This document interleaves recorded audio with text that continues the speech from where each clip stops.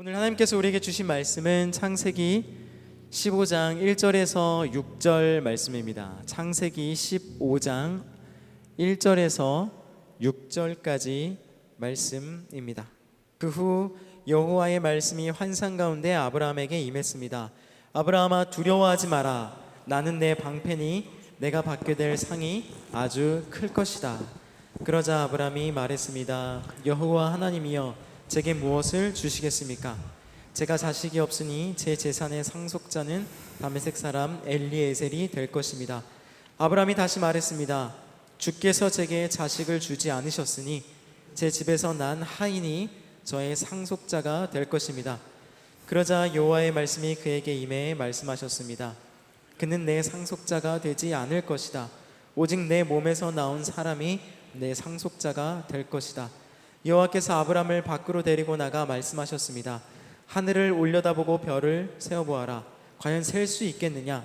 그리고 여호와께서 말씀하셨습니다. 내 자손도 이와 같이 될 것이다. 함께 있습니다. 아브라함이 여호와를 믿었습니다. 그래서 여호와께서 아브라함의 그런 믿음 때문에 그를 의롭게 여기셨습니다. 아멘. 여러분, 우리가 살다 보면 이런 말들을 할 때가 있죠. 이전으로 돌아갈 수 없다. 결코 이전으로 돌아갈 수 없다. 어떤 목사님은 제가 인트로 때 하는 이 멘트처럼 우리는 결코 이전과 같지 않을 것입니다. 이전으로 돌아가지 않을 것입니다. 이런 선포를 하고 시작을 하시는 분도 계신데요. 저희가 코로나 한창일 시기 2021년도에 그 신세계 그룹의 이 정용진 부회장이 신년사에 이런 메시지를 전한 적이 있습니다. 제가 읽어드리겠습니다. 코로나가 종식되어도 우리는 코로나 이전으로 돌아갈 수 없습니다. 코로나가 가져온 비대면 서비스, 온라인 플랫폼 커뮤니케이션 서비스는 고객 여러분들에게 더 빠르게, 더 신속하게, 더 완벽하게 원하는 상품을 받을 수 있도록 최선을 다할 것입니다. 결코 이전으로 돌아갈 수 없다는 거예요. 코로나가 종식이 되어도 새롭게 변화되어진 이 어떤 새로운 문명을 버리고 과거로 회귀하는 일은 없을 거라고 이야기를 하는 것이죠. 여러분, 핸드폰으로 이제는 모든 것을 할 수 있는 시대가 열리지 않았습니까? 그런데 이것을 거부하고 삐삐를 사용하시는 분 계세요? 한번 손을 들어보시겠어요? 나는 핸드폰이 아닌 삐삐를 사용합니다. 물론 제가 삐삐를 사용하시는 분을 무시하는 것은 아닙니다. 개인의 기호에 따라서, 어떤 취향에 따라서 얼마든지 이 삐삐를 선택할 수 있죠. 하지만 이것을 우리가 사용한다고 해서 그의 삶이 완전한 과거로의 그 선회한 인생이라고 이야기할 수는 없는 거죠. 그러니까 선택적인 어떤 특별한 분야 안에서의 그 회귀는 될 수 있지만 완전히 그의 삶이 수십 년 전으로 돌아가게 되어지는 것은 아니잖아요. 이처럼 우리가 구원을 받았다고 이야기를 하죠. 구원받은 인생이라고 이야기하죠. 중생, 거듭난 인생이라고 이야기를 하고 있습니다. 그러니까 하나님의 부르심이라는 흔적이 찍힌 우리의 인생도 방금 제가 말씀드린 것처럼 결코 이전으로 돌아갈 수 없다는 거예요. 그러니까 하나님께서 구원받았다고 저에게 말씀해 주신 그 순간 피하고 싶어도 더 이상 뒤를 돌아서 하나님을 떠나 살 수가 없다는 거예요. 왜냐하면 아까 찬양해 주셨던 것처럼 하나님의 열심이 우리와 함께 하시기 때문에, 우리의 인생을 향한 하나님의 열심히 구원을 이루기 위해서 포기하지 않으시는 분이시기 때문에 결코 내가 돌아가고 싶다고 해도 돌아갈 수 없다는 것이죠. 여러분, 우리가 성경에서 자주 이야기하는 히브리인이라는 표현이 있죠. 근데 여기서 이 히브리라는 말은 강을 건넌다라는 의미를 가지고 있습니다. 즉 히브리인이라는 것은 강을 건너서 온 자들이다라는 의미인 것입니다.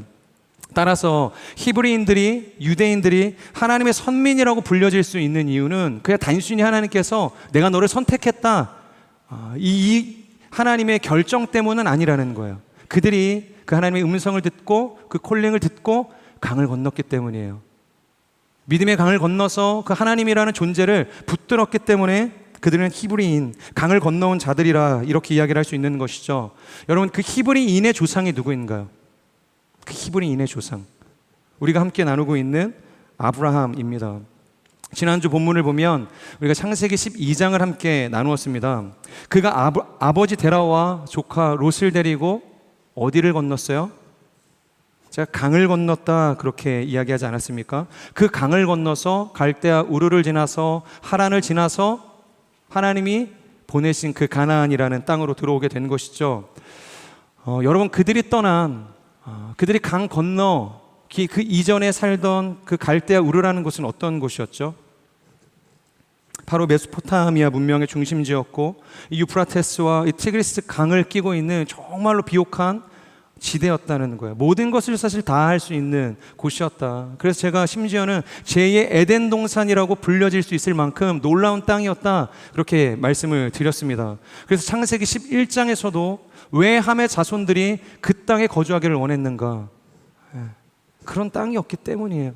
누가 봐도 머물고 싶었던 땅이었기 때문에, 단순히 경유지로서 거쳐가는 지역으로서 그곳에 장막을 폈던 것이 아니라 정말로 우리의 평생을 이곳에서 살기를 원한다라는 의미에서 그곳에 정착했다라는 표현을 제가 사용한 것이다, 그렇게 말씀을 드렸습니다. 그래서 그들은 장막을 치자마자 그것을 영원히 거주하기 위해서 가장 먼저 한 것이 무엇이었죠?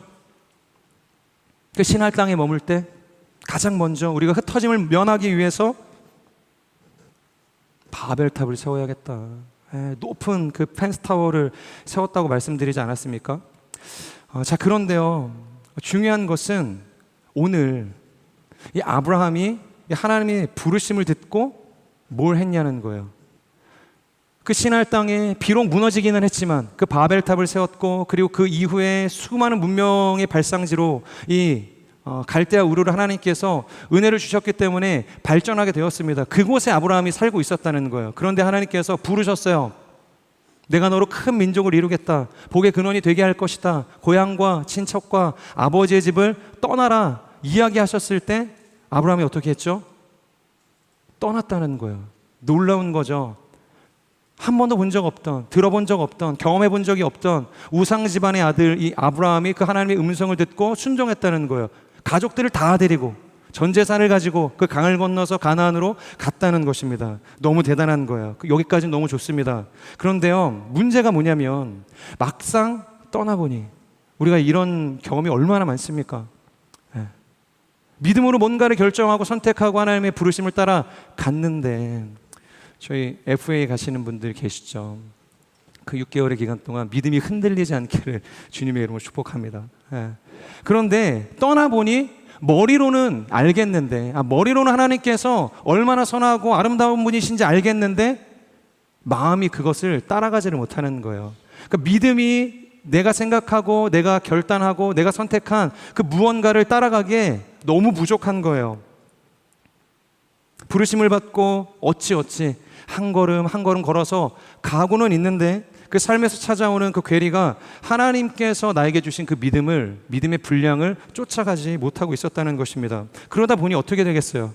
부르심을 떠나왔는데 떠나온 그 삶의 현장은 너무나 처참한 거예요. 결국엔 다시 강을 거슬러서 갈대아 우르로 돌아가게 되는 거예요. 물론 여러분, 이것은 지리적 개념의 이동을 이야기하는 것은 아닙니다. 그러니까 영적인 개념인 것이에요. 그러니까 하나님의 방식과 하나님의 선한 가치와 부르심을 따라서 살아가야 함에도 불구하고 그것을 거스르기 시작을 하는 거예요. 이전에 내가 살던 삶의 양태를 따라서 살게 되는 것이죠. 그러니까 신앙의 돌아섬을 이야기하고 있는 것입니다. 여러분, 우리의 삶이 이와 같은 거예요. 모든 이의 삶이 이와 비슷한 것이죠. 우리가 하는 새벽기도, 아울리치, 이 수많은 사역들, 그리고 매일 누군가는 하는 하나님 앞에 올려드리는 이 말씀 묵상 있죠. 여러분, 이거 왜 하는 걸까요? 단순히 자기 만족 때문에 이거 하는 분 계세요? 그럴 분은 계시지 않을 거예요. 솔직히 이야기하면 뭔가 바뀌기를 사실 우리는 기대하는 거잖아요. 내가 이걸 할 때 하나님께서 나에게 조금 더 복 주기를 원하시고, 내가 이거를 할 때 나의 닫혔던 문들이 열리기를 바라는 어떤 심리적인 마음, 안정감들이 있기 때문에 이것을 하는 경우들이 많다는 것입니다. 자, 그런데 우리의 현실은 어떤가? 지금 9월달 이제 중반을 향해 달려가고 있는데, 한 달 전만 하더라도 저희가 한창 뜨겁게 선교를 부르짖으며 아울리치를 갔잖아요. 딱 한 달 전에 저도 이스라엘에 있었습니다. 이 뜨거운 태양을 받으며 열심히 그곳에서 하나님께 찬양을 올려드렸는데, 지금 나의 삶은 어떤가? 다녀오신 분들이 여기에 곳곳에 앉아 계시는데, 여러분들의 현재의 삶은 어떠세요? 그때 하나님께서 주셨던 감동들, 하나님 앞에 내가 기도하며 결단했었던 수많은 어떤 나의 삶의 문제들, 하나님께서 응답을 주셨음에도 불구하고 그때는 확신이 넘쳤는데 지금 한 달밖에 지나지 않은 나의 현실을 생각을 해볼 때 어떠냐는 것이죠. 변화가 있습니까? 정말로 하나님께서 닫혔던 모든 문들을 열으시고 저를 불러주고 계신가요? 네.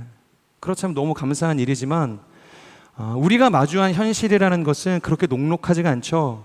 그런 뭔가 기가 막힌 변화들이 있지 않다는 것입니다. 오히려 열려있던 문들마저 닫혀지는 경험들, 정말로 내가 이전에 경험했던 현실보다 더 끔찍한 최악을 경험하는 삶을 살아가고 있을지도 모른다는 것입니다.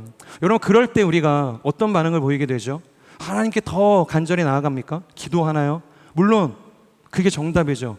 그런데 우리는 연약하기에 다른 선택을 하게 되는 거예요. 스펙을 따라서 진로를 결정하고 부르심이 아닌 조건과 연봉에 따라서 회사를 선택하게 되는 거예요. 그리고 평생의 반려자, 나의 에제르, 돕는 배필, 구원을 위해서 하나님께서 싹 지어주신 존재, 하나님께서 데려오신 여자여, 그런 존재여야 하는데 기도 한번 해보지 않고 조건이 맞으면 잘 어울리면 결혼하게 되는 경우들도 허다하다는 거예요. 여러분, 이런 우리들의 문제가 뭘까요? 왜 우리는 하나님 안에서 선한 삶을 살기를 원하고 하나님이 주시는 부르심을 따라서 살아가기를 원하지만 그와 반대로 우리가 결정하는 이 선택들은 전혀 다른 삶을 살아가고 있는 것일까요? 스스로에게 한번 질문을 해보실 수 있으면 좋을 것 같아요. 스스로에게 나는 왜 이렇게밖에 살아가지 못하는가?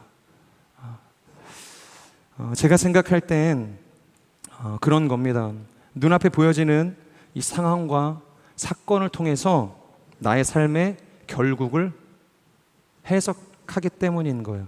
그러니까 눈앞에 보여지는 어떠한 조건들, 현실들, 내가 기대하는 것과 어긋나는 이 수많은 어떤 이 현상들을 통해서 앞으로 내가 걸어갈 그 길의 끝을 내가 결정을 하는 거예요. 내가 해석을 하는 것입니다. 쉽게 말하면 여러분, 노아의 홍수 때를 한번 생각을 해볼까요? 그때 사람들이 왜 죽었죠? 우리는 다 알죠. 이미 성경을 알고 있기 때문에 바로 하나님의 언약을 무시했기 때문이에요. 그러니까 하나님께서 심판하실 것이다. 그리고 홍수를 내려서 다 쓸어버리실 것이다. 노아를 통해서 외치게 하셨잖아요. 그런데 그것을 믿지 않았어요. 오히려 방주를 짓고 있던 노아를 조롱하기까지 했죠. 그런데 대홍수의 심판의 날 사람들은 어떻게 생각을 했을까요? 실제로 노아가 이야기했던 것처럼 홍수가 와서 막 지면을 막 쓸어가고 있는 그 순간, 수많은 사람들이 그 물에 떠밀려서 죽어가고 있는 순간, 사람들은 자신들이 왜 죽는다고 생각을 했을까요? 그것을 하나님의 심판으로 생각했기보다는 우리가 이 노아와 같이 탈 방주가 없어서 죽는구나, 아마 그렇게 생각했을지 모르겠습니다. 둥둥 떠다니면서 살아가고 있는 노아의 가족들, 그 방주를 바라보면서 하나님의 심판 앞에선 비참한 자신의 인생을 해석하지 않고 우리가 탈 방주가 없구나, 노아가 저 방주에 우리를 넣어주지 않기 때문에 우리가 죽었구나, 그렇게 생각을 했을 거라는 거예요. 그런데 여러분, 왜 그들이 죽었죠? 왜 노아는 살았죠? 그들이 죽은 것이 정말로 방주가 없었기 때문에 죽었을까요?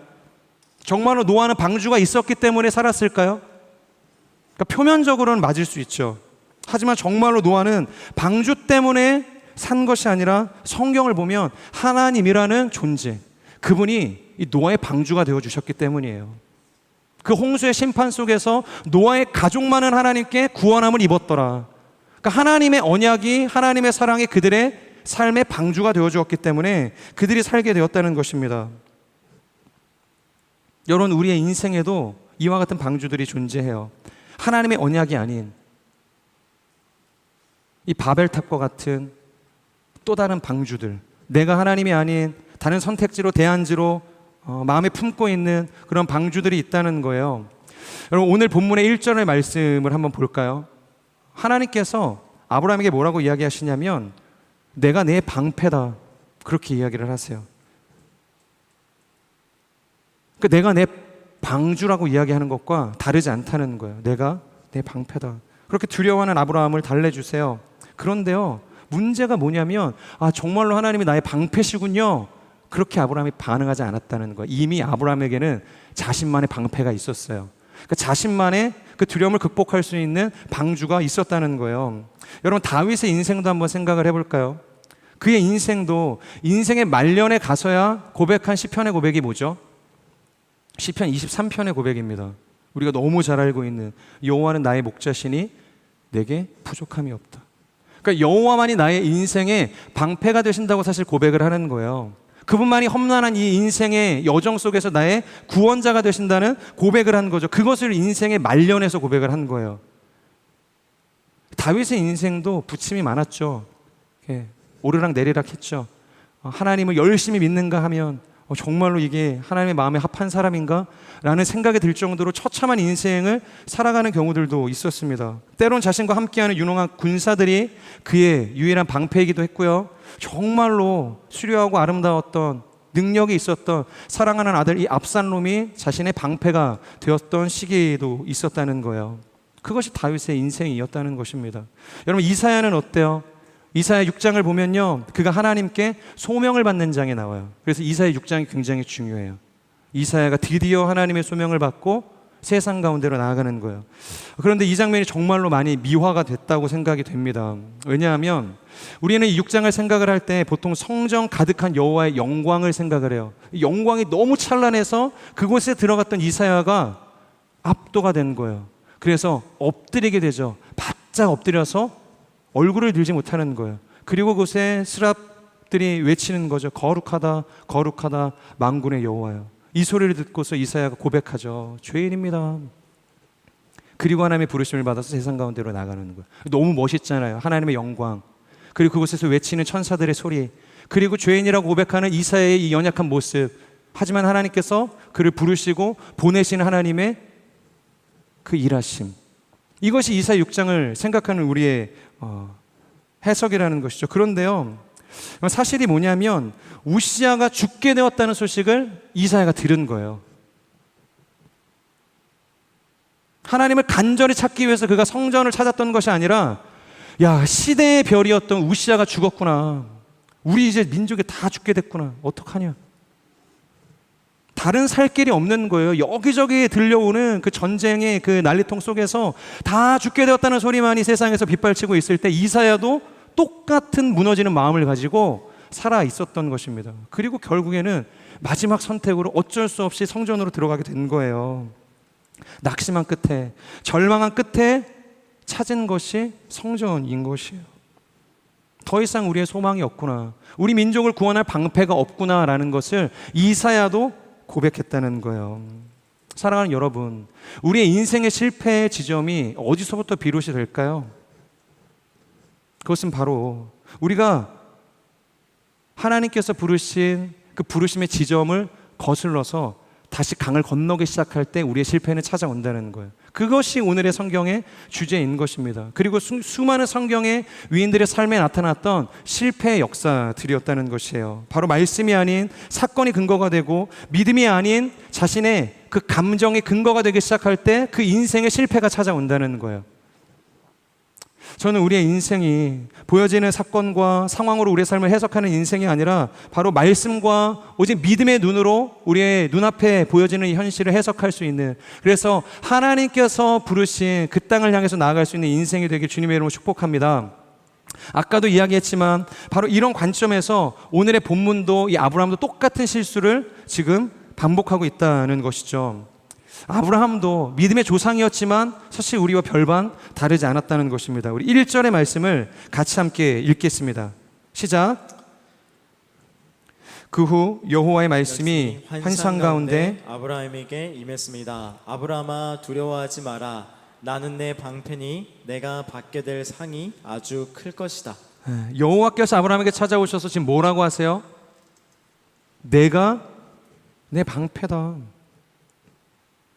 내가 내 방주라고 이야기하시는 거예요. 그리고 내가 받게 될 상이다. 여기서 이 상이라는 것은 승리를 이야기합니다. 그러니까 내가 너의 승리다.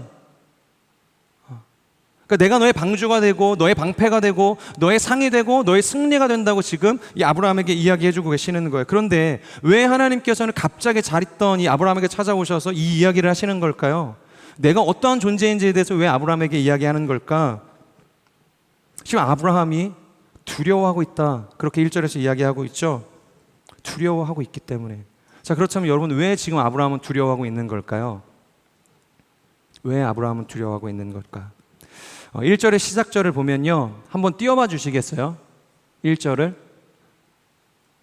네, 1절의 시작절이 그 후라는 표현이 있죠. 그러니까 그 후에, 그러니까 어떠한 사건이 지금 이 15장을 시작하기 이전에 있었다는 것을 지금 이야기하고 있는 것입니다. 그것이 연결이 되어서 지금 아브라함은 큰 두려움에 빠져 있게 됐다는 거예요. 저희가 지난주 12장 말씀을 나누고 오늘의 본문 15장, 그러니까 중간에 있었던 13장, 14장의 내용을 스킵하고 넘어오게 됐잖아요. 그러니까 어떤 내용이 있는지 잘 모를 수도 있는데요. 총 4가지의 이야기들이 있었습니다. 첫 번째가 기근을 피해서 이 아브라함 가족들이 가나안을 떠나서 애굽으로 들어가게 돼요. 그곳에서 자신의 아내를 누이라고 이야기했던 이 말도 안 되는 일이 있었죠. 그리고 난 다음에 두 번째 어떤 일이 있었냐면 하나님께서 아브라함을 불러서 눈을 들어서 동서남북을 바라보라고 이야기해요. 그리고 네가 밟는 땅, 네가 원하는 땅은 내가 너에게 기업으로 주겠다, 그렇게 이야기를 하죠. 그리고 롯과 아브라함이 자신들이 원하는 땅을 찾아서 떠나게 돼요. 그러니까 땅을 찾아 떠나면서 이 롯과 아브라함의 이 동행도 끝이 나게 됩니다. 자, 그래서 세 번째 어떤 일이 일어나냐면 아브라함을 떠난 이 롯이 잘 살면 좋은데 포로로 붙잡혀가게 되는 거예요. 당시에 이 중동 전쟁에 휘말려서 롯이 잡혀가게 됩니다. 그리고 네 번째 어떤 일이 있냐면 그 이야기를 아브라함이 듣는 거예요. 자신의 조카 롯이 붙잡혔다. 그래서 정예의 이 318명을 대동하고 이 단에서부터 브엘세바까지 그들, 이 그돌라오멜과 이 연합군들을 격퇴하는 이 사건이 있죠. 이 연합군을 무찌르고 이 조카 롯을 구출해 오게 되었다는 거예요. 이것이 이 15장, 오늘 우리가 살펴보고 있는 1장 2절 이전에 있었던 내용이라는 것입니다. 자, 그렇다면 이런 상황을 근거로 그러면 왜 지금 이 아브라함은 뭐 때문에 두려워하고 있는가? 한번 생각을 해보시겠어요? 왜 지금 아브라함이 두려워하고 있죠? 뭐 두려워할 만한 일이 있나요? 지금? 지금 상황은요, 아브라함이 롯을 구하기 위해서 정예 318명을 대동해서 그를 구출했다, 그렇게 이야기를 했죠. 그런데 여러분 한번 생각을 해보세요. 하나의 민족이고 그 민족과 더불어서 연합군을 형성했을 때 얼마나 많은 사람들이 사실 있었겠어요. 그런데 고작 318명이 그 모든 이 연합군을 무찌를 수 있었겠어요? 그러니까 전략과 전술의 승리였다고 해도 과언이 아닐 수 있다는 거예요. 그러니까 하나님께서 특별히 은혜를 주셔서 이 롯을 구출해 올 수 있었다는 거예요. 자, 그러면 그렇다면 무슨 일이 그 이후에 있을 수 있는가? 그러니까 아브라함이 데리고 갔다는 이야기를 듣고 그들이 분노해서 아브라함을 쫓을 수 있었다라는 거예요. 그러니까 쫓아올 수 있는 가능성이 있었다는 거예요. 그래서 아브라함은 그게 두려웠던 거예요. 자, 지금 내가 하나님의 부르심을 쫓아서 살아가고 있는데 이 철없는 이 롯이 붙잡히게 되었고 결국에는 내가 그를 구하기 위해서 적과 싸웠다. 근데 적들이 그것을 알게 되었으니 이제는 내가 죽게 되었다. 사실 그런 죽음에 대한 두려움이 이 아브라함 가운데 찾아오는 상황이었다는 거예요. 여러분, 이런 상황에서 두렵지 않을 사람이 누가 있겠어요? 절망하지 않을 사람은 없다는 거예요. 그런데 그때 하나님께서 오셔서 뭐라고 이야기하는가? 야, 내가 너의 방패야. 내가 너의 상이 될 거야. 그러니까 승리가 될 거라고 지금 이야기하고 있는 거예요. 성경의 맥락을 보면 당연히 아브라함이 잘 반응하는 게 상식이죠. 그런데 만약에 우리의 인생에 하나님께서 이렇게 찾아오셨다고 생각을 해보세요. 가령 돈 나올 구멍은 없는데요, 당장 내일이면은 전달 내가 썼던 카드값을 갚아야 하는 상황이에요. 돈이 하나도 없어요. 근데 수백만 원이나 되는 이 카드값을 제가 갚아야 돼요. 이거 갚지 않으면 큰일이 나는 거예요. 그런데 남자친구가 옵니다. 야, 걱정하지 마. 내가 있잖아. 내가 너의 방패야. 내가 너의 상이고 너의 승리야. 이렇게 이야기하고 돈을 내주면 진짜 승리가 되는 거예요. 방패가 되는 거예요. 상급이 되는 겁니다. 그런데 내주질 않는 거예요. 말만 하는 거예요. 계속해서. 몇 년째? 75세의 아브라함을 불렀죠. 내가 너를 통해서 큰 민족을 이룰 거야. 근데 하나님께서 10년 동안 아들을 주시지 않으세요. 10년이 지난 85세라는 거예요, 지금. 그러니까 여기까지 사실 지금 아브라함의 심리 상태는 연결이 되어져 있다는 겁니다. 그러니까 두려움에 빠졌던 지금의 상황, 그런데 하나님께서 찾아오셔서 이빨린 소리를 지금 하고 계시는 거예요. 그의 입장에서 생각을 해볼 땐 아들도 주지 않으시면서 무슨 지금 상급이고 방패고 이런 이야기를 하고 계시는가. 그 이야기를 지금 2절에서 3절 고상하게 하나님께 지금 이야기하고 있는 거예요. 우리 2절에서 3절을 같이 한번 읽도록 하겠습니다. 시작. 그러자 아브라함이 말했습니다. 여호와 하나님이여 제게 무엇을 주시겠습니까? 제가 자식이 없으니 제 재산의 상속자는 다메섹 사람 엘리에셀이 될 것입니다. 아브라함이 다시 말했습니다. 주께서 제게 자식을 주지 않으셨으니 제 집에서 난 하인이 저의 상속자가 될 것입니다. 네, 아브라함이 고상하게 이야기합니다. 쉽게 말하면 이런 거죠. 하나님 분명 제가 갈대아 우르 그 죄 많고 탈도 만든 지역에서 살고 있을 때 부르지 않으셨습니까? 그리고 약속하지 않으셨습니까? 내가 너를 복의 근원이 되게 할 것이다. 그러니까 너로 큰 민족을 이룰 것이다. 열국의 아비가 되게 할 것이다. 그런데 지금 벌써 10년이 지났습니다. 제 나이도 이제 85세입니다. 많이 늙었죠. 그런데 도대체 후사는 언제 주실 겁니까? 하나님께 따지기 시작을 하는 거예요. 제가 언제까지 기다려야 합니까? 이제는 제가 다 죽게 되었습니다. 제가 죽으면 누가 제 자손이고 후사를 이어서 하나님 말씀하신 그 큰 민족을 이룰 수 있겠어요? 나를 통해서 복음커녕 무엇이 흘러가겠습니까? 지금 이 이야기 하는 거예요. 그래서 결국 하나님 당신은 실패했습니다. 하나님의 방식은 틀렸습니다. 지금 그것을 2절 3절에서 이야기하고 있는 거예요. 제게 무엇을 주시겠습니까? 주신다고 했지만 주지 않으시는 그 하나님을 향해서 외치는 거예요. 주께서 제게 자식을 주지 않으니, 즉 하나님께서 더 이상 가망이 없으니 자신이 해결하겠다고 이야기를 하는 겁니다. 하나님 제 재산의 상속자는요 다메섹 사람 엘리에셀이 될 것입니다. 하나님께서 약속하신 그 씨가 제 상속자가 아니라 제 종, 이 다메섹 사람 엘리에셀. 제가 이 사람을 우리 민족의 후사로 삼겠습니다. 이를 통해서 하나님께서 약속하셨던 큰 민족을 이루어 주십시오. 지금 이 이야기 한다는 거예요. 자, 여러분, 이 정도까지 상황이 됐다면 하나님께서도 화가 나실만 하지 않겠어요? 그래, 너 어디 마음대로 한번 해봐라. 다 하나님께서는 계획이 있는데 그 계획을 신뢰하지 못하고 아브라함이 지금 반기를 드는 거잖아요. 하나님께 외치고 있는 거잖아요. 그런데 하나님께서 화를 낼 법도 한데 4절에서 뭐라고 이야기하는가? 그러자 여호와의 말씀이 그에게 이미 말씀하셨습니다. 그는 내 상속자가 되지 않을 것이다. 오직 내 몸에서 나온 사람이 내 상속자가 될 것이다. 그러니까 오직 내 몸에서 나올 자. 그러니까 이삭을 이야기하는 거죠. 그러니까 이삭을 통해서 하나님께서 그 민족을 이루시겠다고 이야기하는 거예요. 여러분, 하나님께서 아브라함에게 10년 동안 변치 않은 동일한 말을 계속 반복하고 계세요. 똑같은 이야기 하는 거예요. 새로운 얘기 아닙니다. 아니에요. 이 이야기 하면 안 될 것 같아요. 네. 제가 이렇게 잘할게라는 말을 많이 하거든요. 근데 아내랑 결혼한 지 14년이 됐는데 잘할게라는 말은 14년째 하고 있던 아내가 그런 이야기 가끔씩 할 때가 있어요. 그래서 이제 잘할게, 미안해라는 말도 사실 쉽게 하지 못하는 그런 상황인데, 어쨌든 지금 아브라함에게 하나님께서 찾아오셔서 10년째 똑같은 소리 하고 계시는 거예요. 내가 아들 줄게. 도대체 언제 주실 거예요? 아들 줄게. 그래요, 언제 주실 거예요? 그런데 이번에는 조금 패턴이 바뀌었어요. 우리 5절의 말씀을 같이 한번 볼까요? 원래는 말만 하시는데 오늘은 다른 방법을 동원해 주세요. 5절 같이 읽겠습니다. 시작. 여호와께서 아브라함을 밖으로 데리고 나가 말씀하셨습니다. 하늘을 올려다보고 별을 세어보아라. 과연 셀 수 있겠느냐? 그리고 여호와께서 말씀하셨습니다. 내 자손도 이와 같이 될 것이다. 네, 하나님께서 이번에는 말만 하지 않으시고 아브라함을 밖으로 불러내세요. 그리고 한밤중에 이 캄캄한 이 밤하늘을 바라보면서 아브라함에게 보라고 이야기하시는 거예요. 하늘을 봐라. 별이 얼마나 많냐. 이 별의 수와 같이 내 자손을 갖게 할 것이다. 하나님께서 별을 보여주시면서 다시 한번 언약을 확인시켜 주신다는 거예요.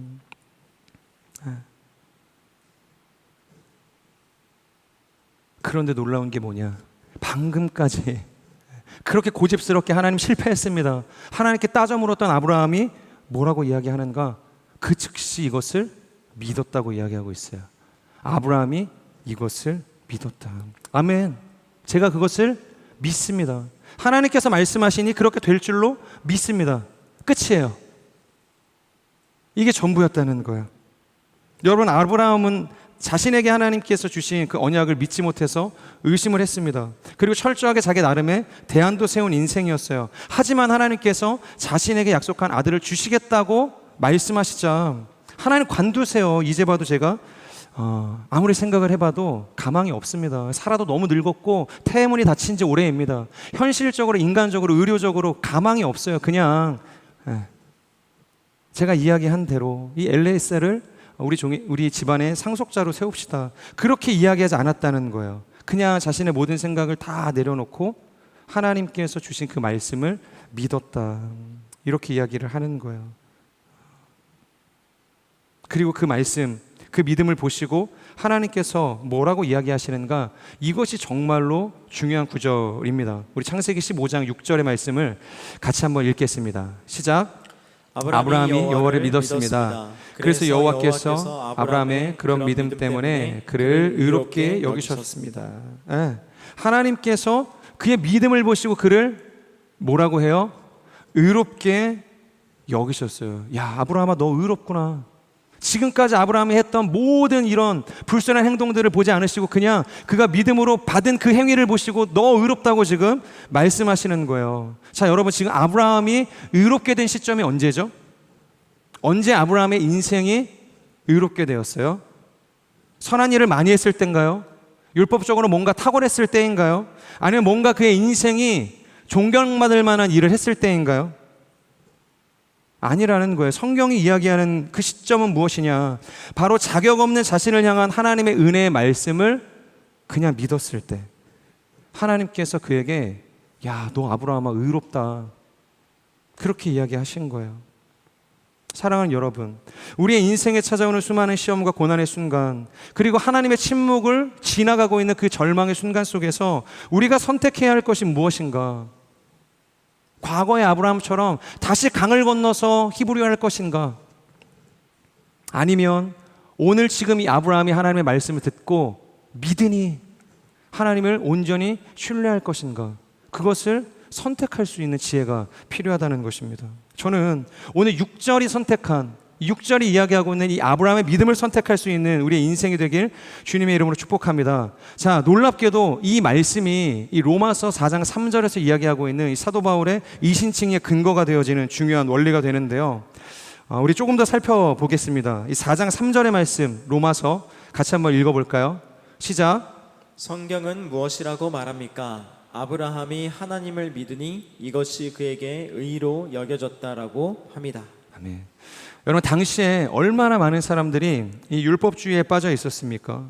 개종한 그리스도인들도 예외가 아니었어요. 교회로 모였던 수많은 그 예수님을 믿는 사람들도 이 안에서 율법을 지켜야 한다. 이 모세의 할례를 해야 한다. 그러니까 우상에게 바쳐진 음식을 먹으면 안 된다. 얼마나 교회 안에서 의견이 다분했는지 모릅니다. 모두가 다 구원과 율법을 분리해서 생각할 수 없다는 거예요. 그러니까 예수 그리스도를 통해서 우리의 구원이 완성되었다는 것을 받아들이지는 못하는 거예요. 그 율법을 지켜야 한다라는 이야기를 계속해서 하고 있었다는 거예요. 그래서 바울은 바로 그 로마 교회를 향해서 이야기하고 있는 것이죠. 야, 그거 아니야. 율법은 우리를 의롭게 할 수 없어. 우리를 구원할 수 없어. 능력이 안 돼. 그래서 구원은 결단코 이 율법주의가 아니라고 선언함과 동시에 그 근거를 우리가 오늘 함께 나누었던 이 창세기 15장 이 6절의 말씀을 들어서 설명하고 있는 거예요. 아브라함이 얻은 그 의는 율법으로 얻어진 것이 아니라 바로 하나님의 말씀을 믿은 그 믿음을 통해서 주어지게 된 것이다 라는 것이죠. 자, 여러분, 아브라함이 우리가 상식적으로 생각을 해볼 때 모세 이후의 사람인가요? 모세 이전의 사람인가요? 네, 모세 이전의 사람이죠. 심지어 모세보다 수백 년 이전의 사람이었어요. 그런데 율법이 언제 주어졌죠? 모세의 시대였죠. 아브라함의 시대에는 율법이 없었어요. 아브라함은 모세 이전의 사람이라는 거예요. 즉 율법 이전의 사람이었다는 것이죠. 즉 그는 아무리 율법을 통해서 의를 얻고 싶어도 율법이 없었기 때문에 구원을 얻을 수 없었다는 거예요. 율법이 그의 구원의 보증이 되어질 수 없던 시대의 사람이었다는 것이죠. 논리적으로, 상황적으로 그 어떠한 것으로도 불가능하다. 자, 그리고 그 아브라함이라는 사람을 근거로 들면서 한 가지 전제를 들고 있는데 그게 뭐냐면 3절 시작절에 뭐라고 이야기하고 있는가? 다시 한번 로마서 4장 3절을 띄워봐 주시겠어요? 우리 앞에만 한번 읽어볼까요? 시작. 성경은 무엇이라고 말합니까? 성경은 무엇이라고 말합니까? 그러니까 아브라함의 그 의를 이야기하면서 바울이 지금 나 바울이 이야기한다. 아니면 세상에 어떠한 그 철학자가 이야기한다. 종교학자가 이야기한다. 그 사람들을 근거로 드는 것이 아니라 지금 아브라함의 의에 대해서 무엇을 근거로 들고 있냐면 성경이 그렇게 이야기하고 있다. 즉 하나님의 말씀이 그것을 지지하고 있다고 이야기하는 거예요. 여러분 여기서 바울이 말하고 있는 이 성경은 뭘까요? 성경이 이렇게 이야기하고 있다. 여기서 이 성경은 구약 성경을 이야기하겠죠. 왜냐하면 성경을 이야기하고 그 이후에 누구의 이야기를 다루고 있어요? 아브라함의 이야기를 다루고 있잖아요. 그렇기 때문에 구약이고 구약이면서 어디예요? 아브라함의 이야기가 담겨져 있기 때문에 당연히 창세기겠죠. 지금 창세기를 근거로 이 아브라함의 의를 설명하고 있어요. 자, 그러면 또 질문을 할게요. 창세기는 누가 썼죠? 아브라함이 썼나요? 아브라함이 쓰지 않았죠. 우리가 흔히 모세오경이라고 이야기하죠. 창세기, 출애굽기, 레위기, 민수기, 신명기, 이 5개의 토라를 우리가 모세오경이라고 이야기합니다. 모세가 지은 거예요. 여러분 창세기 누가 썼죠? 모세가 썼어요. 바로 율법의 대표자인 모세가 자신의 손으로 지금 뭐라고 기록하고 있는 거예요? 성경을 근거로 이야기한다고 이야기하잖아요. 근데 그 성경은 지금 모세가 쓴 거예요. 율법의 대표자인 이 모세가 성경을 근거로 지금 뭐라고 이야기하고 있냐면 아브라함이 의롭게 된 것은 그의 행위가 아니라 오직 하나님의 언약을 믿었을 때 믿었던 그 믿음을 통해서 의롭게 되어졌다, 그 이야기를 하는 거예요. 여러분 이 말을 듣고서 수많은 율법주의자들이 토를 달 수 있었겠어요? 완벽한 사도 바울의 논리적인 디펜스였다는 거예요. 모세의 율법을 목숨 걸고 지키는 그들에게 구원이 율법이 아닌 오직 믿음을 통해서 주어지는 것이라고 지금 선언하고 있다는 것입니다.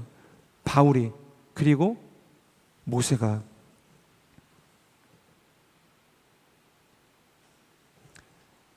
시간이 없기 때문에 다윗의 이야기는 하지 않겠습니다. 로마서 4장을 보면요, 아브라함과 더불어서 또 다윗의 이야기도 해요. 왜냐하면 구약을 생각을 했을 때 정말로 이 유대인들이 존경했던 사람 중에 2사람을 꼽으라면 아브라함, 모세, 그리고 다윗이었겠죠. 그래서 모세의 글을 통해서 아브라함을 지지했고, 그러면 남은 사람이 누구예요?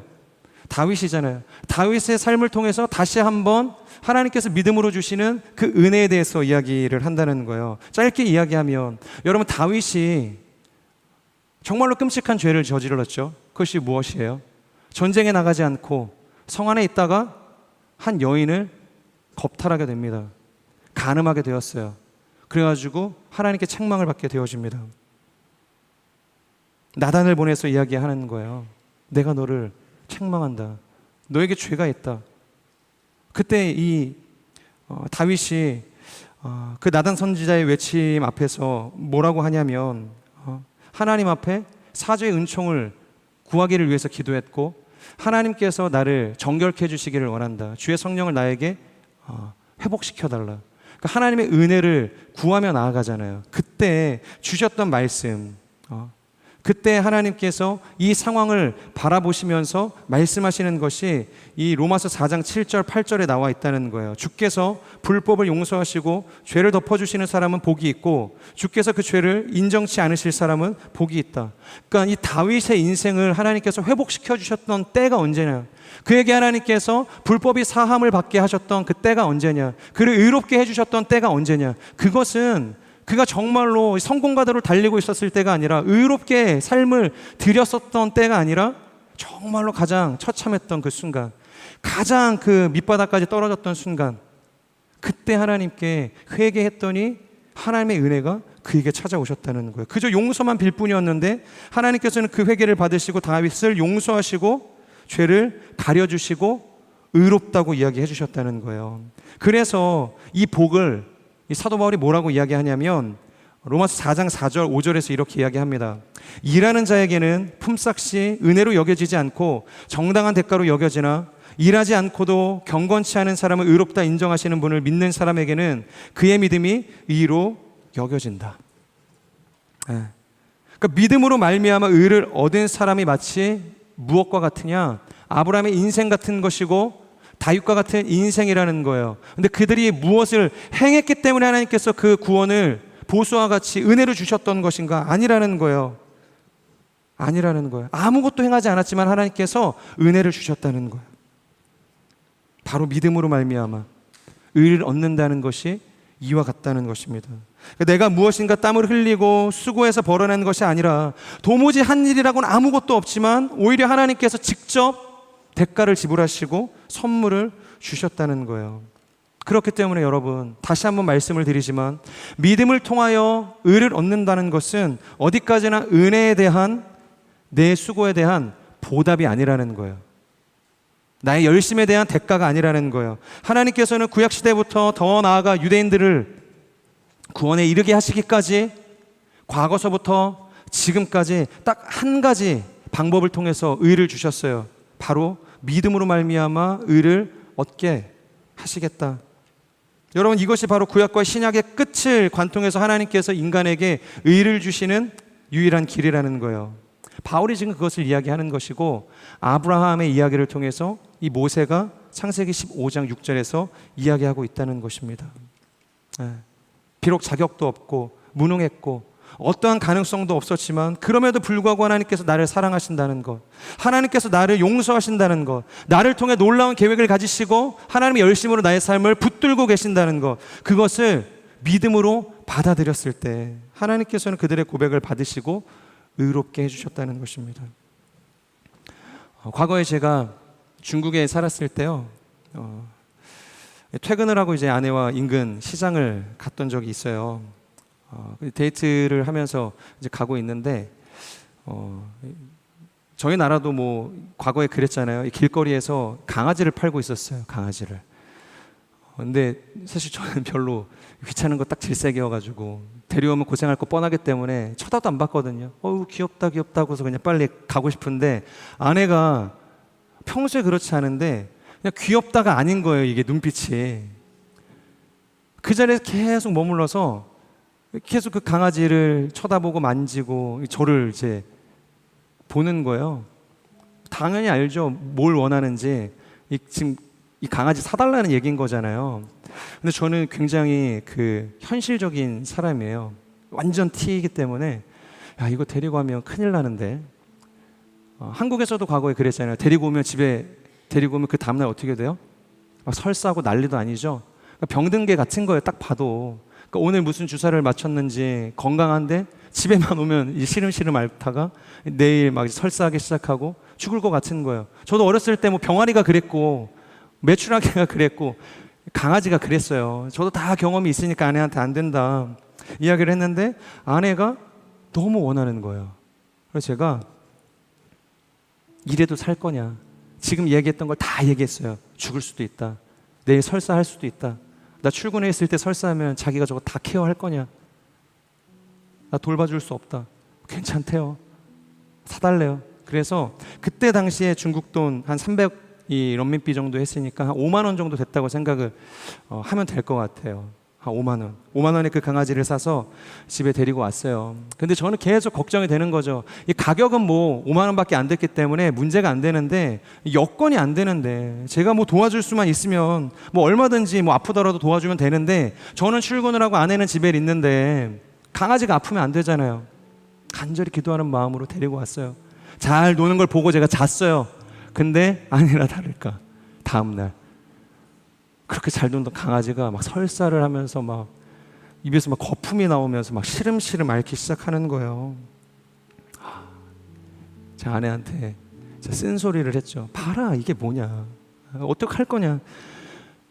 뭐 그렇다고 뭐 갔다가 버릴 수도 없고, 찾아갔지만 뭐 그 다음날 거기서 장사를 또 안 하고 계시는 거예요. 뭐 이거 어떻게 뭐 환불할 수 있는 방법도 없었던 거죠. 뭐 방법이 없습니다. 결국 이제 병원에 갔어요. 이제 병원에 가서 뭐 진료비에 치료비에 뭐 이제 5만 원 주고 사갖고 왔는데, 한 번 갔더니 막 10만 원씩 달라는 거예요.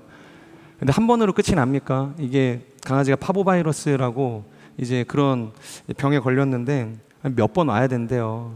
그리고 또 그것 말고도 뭐 다른 병이 걸릴 수도 있으니까 여러 가지 또 뭐 주사도 받고 또 처리도 해야 된다고 합니다. 그래서 정말로 병원을 갔어요. 그리고 제가 아내한테 보란 듯이 그 벽에다가 갔다 올 때마다 영수증을 꼽아놨어요. 이 강아지 내가 분명 안 된다고 했는데 지금 얼마를 쓰는 거냐 지금. 그래서 오늘은 5만 원, 내일은 10만 원, 그 다음 날에는 10만 원. 결국에 그렇게 이 강아지가 완치가 됐어요. 나중에 제가 완치가 되고서 영수증을 뜯어가지고 가격을 확인을 했어요. 5만 원 플러스 이 영수증에 담겨져 있었던 금액이 최종 이 강아지의 가치가 되는 거예요. 제가 그때 무슨 생각을 했냐면, 야, 내가 얘를 5만 원 주고 사갖고 왔는데 얘한테 드린 돈이 지금 돈백이 넘는 거예요. 그래서 너는 5만 원짜리가 아니야. 너는 100만 원이 넘는. 그리고 저희 아내가 이 강아지를 살리기 위해서 저도 이 황태 말려가지고 막 그 갈아가지고 끓인 우린 국 그런 거 안 먹어봤거든요 당시에. 근데 개 기침에 그게 좋다고 아내가 황태 말린 거를 이렇게 갈아가지고 끓여가지고 그거를 수저로 막 이렇게 먹이고 있는 거예요.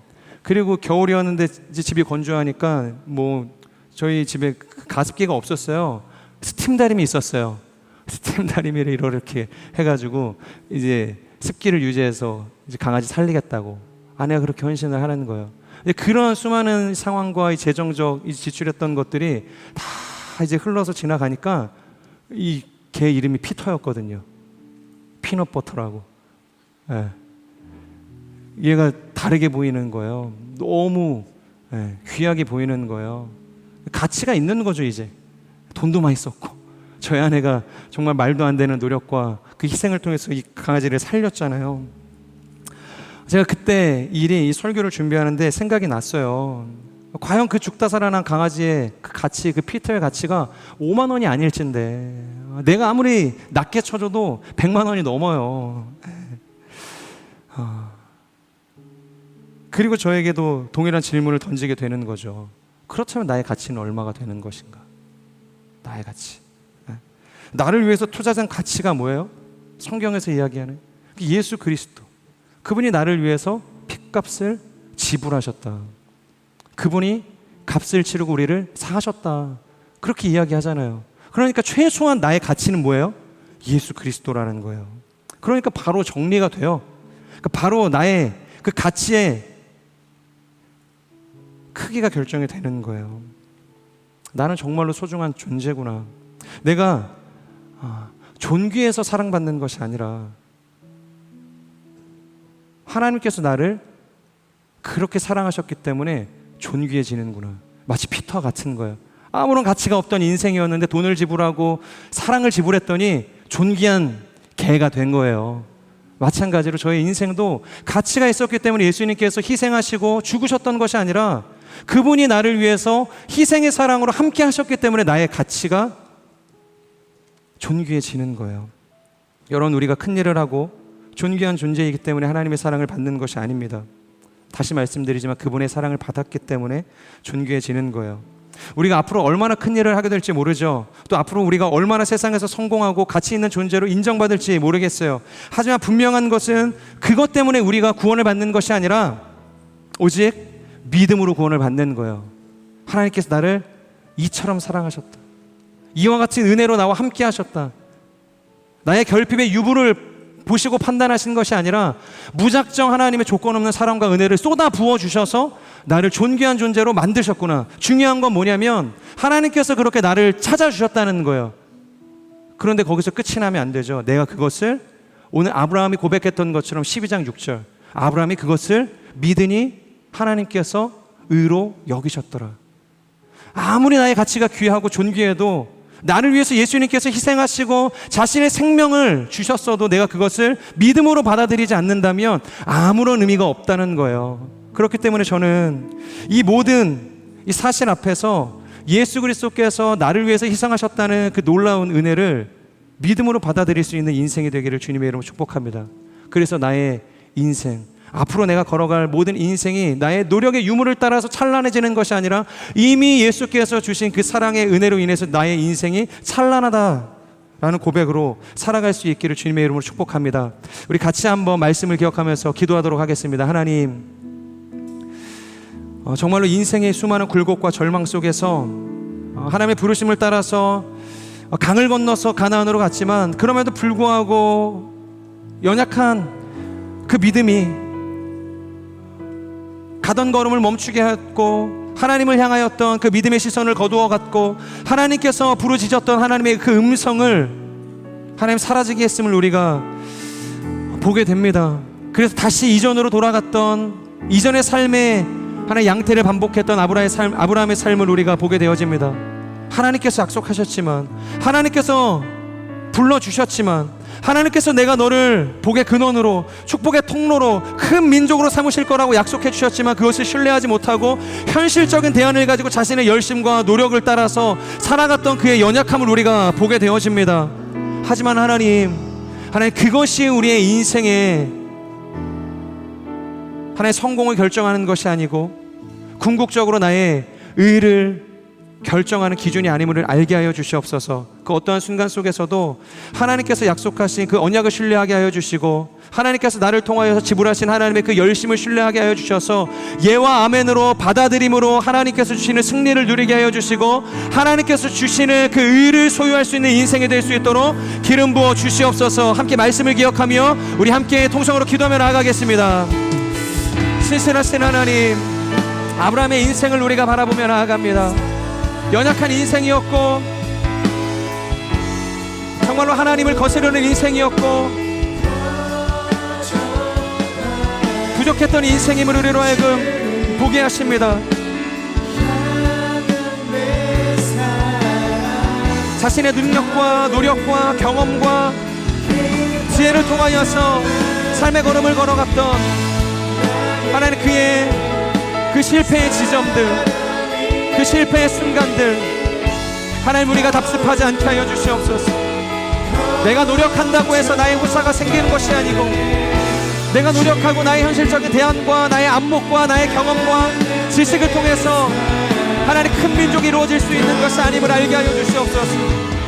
오직 하나님께서 주시는, 오직 하나님께서 약속하신 그 언약이 내 안에서 예와 아멘의 고백으로 드려질 때 하나님 비로소 큰 민족의 언약이 성취되어지는 것이고 복의 근원이 되어지는 것이고 궁극적으로 하나님 의로움이 되어지는 것임을 알게 하여 주시옵소서.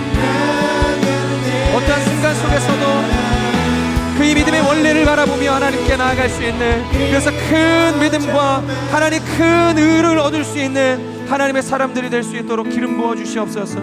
우리 마지막으로 한 번 더 기도하며 나아가겠습니다. 하나님, 정말로 인생의 수많은 하나님의 선택지들 앞에서 우리가 하나님만을 선택할 수 있도록 하나님 인도하여 주시옵소서. 정말로 하나님을 선택할 수 없는 순간 속에서도 정말로 나의 이성과 이 논리와 이 세상의 가치와 그리고 내가 경험했었던 수많은 그 경험들이 하나님으로부터 멀어지게 하는 그 수많은 그 순간 속에서도 그것을 거부하고 하나님이 나의 인생의 유일한 대안임을 고백하며 나아갈 수 있는, 주님이 나의 방패시고 나의 승리가 되어주심을 고백할 수 있는 하나님의 사람들이 될 수 있도록 인도하여 주시옵소서. 현실적인 대안인 그 엘리에셀이 민족의 후사에 하나님 결국을 결정하는 것이 아니라, 엘리에셀을 통하여서 큰 민족을 이루는 것이 아니라 하나님께서 주시는 그 약속의 후사 그 이삭을 통해서만 오직 큰 민족을 이룰 수 있다는 이 믿음의 확신과 고백 가운데 나아갈 수 있는 하나님의 사람들이 될 수 있도록 역사하여 주시옵소서. 나의 인생의 승리가 오직 주님 손에 달렸음을 믿음으로 고백할 수 있는 하나님의 사람들이 되게 하여 주시옵소서. 현실의 모든 문제와 이 상황을 역전시키고 승리로 인도하시는 분이 하나님 한 분이심을 우리가 고백할 수 있는 하나님의 사람들이 될 수 있도록 역사하여 주시옵소서. 다시 한번 이 말씀을 주님 앞에 올려드리며 우리 삶을 올려드리며 함께 동성으로 기도하며 나아갑시다. 사랑하는 주님, 오직 주님만이 나의 인생의 대안이심을 고백하며 나아갑니다. 선하신 하나님만이 우리의 삶의 소망이심을 믿음으로 고백합니다. 걸어가신 하나님만이 우리의 인생의 하나님 길이요 진리요 생명이 되심을 고백하게 하여 주시옵소서. 하나님 세상의 그 지혜와 이성과 하나님 수많은 가치의 하나님 그 편린들이 하나님이 아닌 세상을 선택하게 할 때에도, 하나님의 방법이 아닌 세상적 방법을 선택하게 하는 그 순간 속에서도 담대하게 아니오를 외치며 거절하며 하나님을 선택할 수 있는 참되신 하나님의 언약을 붙들며 나아갈 수 있는 우리의 인생이 될 수 있도록 기름 부어 주시옵소서. 오 주님, 오 주님, 우리를 거룩히 하여 주시옵소서. 자격 없는 우리의 인생이지만 그럼에도 불구하고 하나님을 바라보며 하나님을 선택하며 하나님 안에서 의로운 인생으로 하나님 바로 세워질 수 있는 거룩한 인생 될 수 있도록 기름 부어 주시옵소서.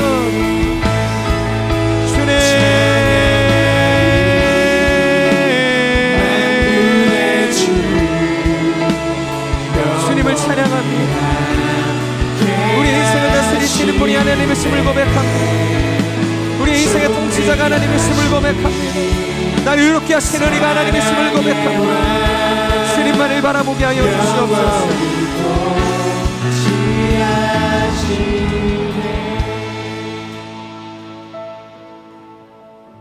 사랑하는 주님, 인생의 어떠한 순간 속에서도 확신 가운데 주님이 우리의 인생의 승리가 되시고 방패가 되심을 고백할 수 있는 하나님의 사람들이 될 수 있도록 인도하여 주시옵소서. 믿음의 주여 온전케 하시는 예수 그리스도만을 바라보며 하나님께서 허락하신 모든 인생의 여정 승리로 열매 맺는 복된 우리의 삶의 걸음이 될 수 있도록 기름 부어 주시옵소서. 아브라함과 같이 정말로 하나님의 그 말씀을 믿으니, 하나님의 언약을 믿으니 정말로 그 언약의 고백대로 그를 통하여서, 그의 후사를 통하여서, 이삭을 통하여서 큰 민족을 이루셨던 것을 우리가 보게 됩니다. 하나님, 수많은 하나의 선택지에서 세상적 대안이 아닌 오직 하나님만을 나의 유일한 대안으로 결정하며 선택하며 실제로 삶으로 살아낼 수 있는 하나님의 사람들이 될 수 있도록 기름 부어 주시옵소서. 그래서 그런 모든 선택과 믿음의 고백과 순종 가운데 하나님께서 의롭다 여기시는 우리의 인생이 될 수 있도록 기름 부어 주시옵소서. 그렇게 함께 하실 주님을 찬양합니다. 감사합니다. 예수님의 이름으로 기도합니다. 아멘. 우리 기도를 받으신 주님 앞에 우리 감사의 박수 올려드립시다.